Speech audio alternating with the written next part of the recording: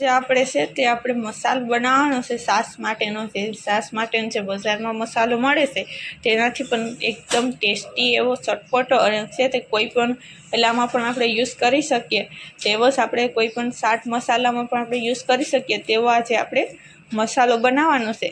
તો તેના માટે થઈને આ રીતના આપણે ફોદીનાને આ રીતના અલગ અલગ પાન નોખા કરી નાખ્યા। હવે તેને આપણે છે તે આ રીતના પાણીમાં નાખી અને છે તેને આ રીતના સરસ મજાના ધોઈ નાખવાના એકવાર, અને તેને આ રીતના આલું કરી હવે તેને આપણે સૂકવી દઈશું। તો આ રીતના કપડું લેવાનું અને કોટનનું કે કોઈ પણ, હવે તેની અંદર છે તે આ રીતના સરસ મજાના છૂટા સૂકવી દઈએ ફોદીનાના પાનને।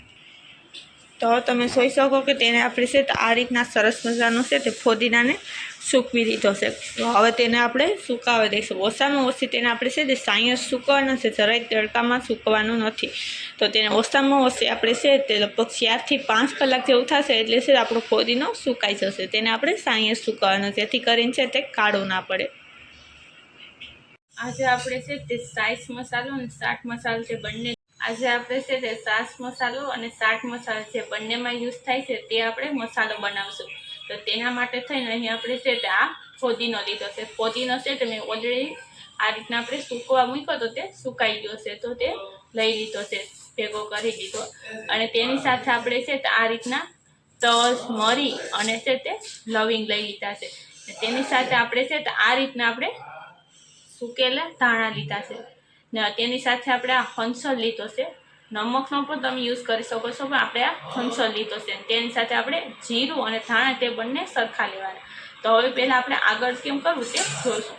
તો તેના માટે થઈ અને પહેલાં તો આપણે છે તે આ રીતના જીરું અને છે તે ધાણા બંને વસ્તુને મિક્સ કરી દેવાની। અને તેની સાથે અહીં આપણે આ ગરમ મસાલો જે લીધો છે, મરીને તજને લવિંગને તે બધું નાખી દઈશું। હવે તેને આપણે ગેસમાંથી શેકાવા મૂકી દઈએ। તો હવે છે તે આ રીતના ગેસમાંથી મૂકી દીધું તો તેને છે તે સરસ મસાલો આ રીતના શેકાઈ જાય પછી જ આપણે તેને આગળ કરવાનું પ્રોસેસ। તો પહેલાં આપણે છે તેને આ રીતના આપણે શેકવાનું છે। તો આ રીતના છે તેને શેકતા રહીએ તો છે તે આપણો મસાલો છે તે એકદમ ટેસ્ટી એવો થાય, કેમ કે ચાટ મસાલો અને બંને છે તે સરખું હોય છે। ગરમ મસાલો અને જે બધી વસ્તુ સરખું નાખો તો ચાટ મસાલો અને છે તે છાશનો મસાલો પરફેક્ટ બંનેમાં યુઝ થાય તેવો। તો તેના માટે થઈને આ રીતના છે તે થોડું આપણે જીરું અને ધાણા ને બધી શેકાઈ જાય તે રીતના શેકી નાખવાનું। તો હવે છે તે આપણું સરસ મસાલો છે તે શેકાઈ ગયું, તો હવે તેને આપણે નીચે ઉતારી લઈશું। તો આ રીતના છે તે ધાણા ને જીરું બધી શેકાઈ ગયું, તો હવે આ રીતના નીચે ઉતારી લઈએ। તો આ રીતના છે થોડું છે તે આપણે શેકાવા દીધું હતું, તો છે તે શેકાઈ ગયું ને આપણે નીચે ઉતારી લીધું અને છે તે આ રીતના થોડું ઠંડુ થઈ ગયું। તો હવે તેને આપણે છે તે મિક્સરમાં પીસવાનું છે। તો મિક્સરમાં આ રીતના નાખી અને પીસી નાખીએ। તો હવે તેને આપણે પાવડર બનાવી નાખીશું। પછી જ આપણે આગળ બીજી વસ્તુનો કરશું, ક્યાં સુધી કોઈ પણ વસ્તુનો આપણે યુઝ નથી કરવાનો। તો આને પહેલાં આપણે પીસી નાખીએ। તો આ રીતના તમે જોઈ શકો કે આપણું છે તે સરસ મજાનું એકદમ પાવડર થઈ ગયો જીરાનો અને ધાણાનો।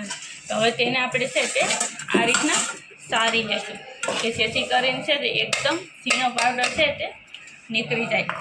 તો આ રીતના તેને આપણે સરસ મજાનું આ રીતના સારી લેવાનું, એટલે છે તે કદાચ છે તે જે આખો છે તે ધાણા કે રહી ગયા હોય તે બધી છે તે નીકળી જાય, એટલા માટે મોઢામાં કે ક્યાંય ન આવે। તો હવે તમે જોઈ શકો કે આ રીતના એકદમ ઝીણો પાવડર થઈ ગયો। તો હવે છે તે આપણે જે પીસવાનું છે તે છે અહીં આપણે ધાણા અને ફોદીનોને છે તે પીસવાનું છે। તો આપણે આ ફોદીનો લીધો છે તે પીસી નાખીએ અને તેની સાથે આપણે ધાણા પણ નાખી દઈશું। તો આપણે ફોદીનાને કેમ સૂકવો તો તે પણ મેં તમને બતાવી દીધું હતું। તો આ રીતના છે તે ફોદીનો નાખી દીધો, તેની સાથે આપણે ધાણા છે તે પણ સૂકેલા ધાણા લીધા છે તે નાખી દેવાના। તેની સાથે આપણે છે તે આ હંસર છે તે નાખી દઈશું, એટલે છે તે બધી વસ્તુ સરસ મજાની મિક્સ થઈ જાય। તો તેને આ રીતના હવે પીસી નાખીએ।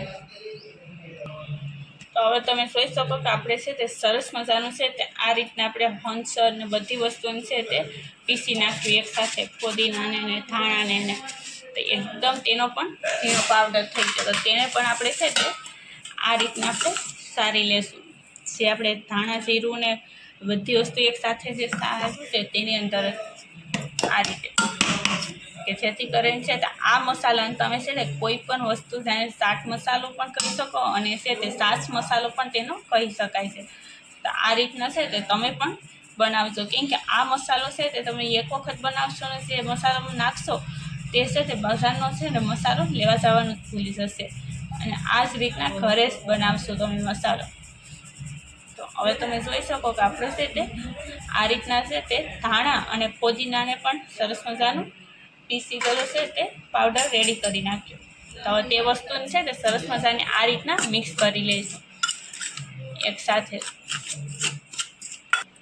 તો હવે તમે જોઈ શકો કે તેને આપણે છે તે સરસ મજાનું મિક્સ કરી નાખ્યું અને છે તે આ રીતના એકદમ તૈયાર થઈ ગયો છે આપણો મસાલો. તો તેને આપણે છે તે આ રીતના આપણે એક કોઈપણ ચટણી તે બરણી અથવા કોઈ પણ વસ્તુ લઈ લેવાની, ડબલી લેવું, તમે જે વસ્તુ લેતા હોય તે કાચની હોય તો વધારે સારું. તો તેની અંદર આપણે છે તે આ રીતના મસાલો ભરી દઈશું. અને આ મસાલાને તમે છે તે વર્ષ દિવસ સુધી રાખો છો તો પણ છે તે આ મસાલામાં કંઈ થતું નથી. અને આ મસાલો છે તે એકદમ ટેસ્ટી એવો છે તે આ મસાલો બને છે. અને આ મસાલો છે તે જે એક વખત છે તે ખાશે છાશમાં નાખશે કે ચાટ મસાલો છાંટશે કે એમાં અને તે ખાશે તે છે તે એકદમ ટેસ્ટી એવો લાગશે અને છે તે બજારમાં તો છે તે લેવા જવાનું જ ભૂલી જશે તેવો છે તે આ મસાલો બને છે. તો તમે પણ ચોક્કસ બનાવજો.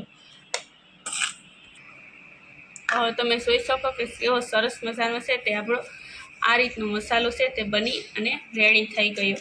તો તમે પણ જો આ રીતના મસાલો બનાવી અને તમે છે તે તેને અત્યારે છે તો ઉનાળો ચાલુ છે તમે છાશમાં નાખીને પણ તેને આ બહુ સારો લાગે છે મસાલો નાખીને ખાવશો પીશો તો તમે પણ ચોક્કસ બનાવશો. અને નવા હોય તો ચેનલને સબસ્ક્રાઈબ કરી દેજો અને લાઈક કરી દેજો અને કોમેન્ટમાં બતાવશો કે છે તમને આ મસાલાની રેસીપી કેવી લાગી છે. તે એકદમ ટેસ્ટી એવો આ મસાલો તૈયાર થાય છે. તો તમે પણ બનાવશો.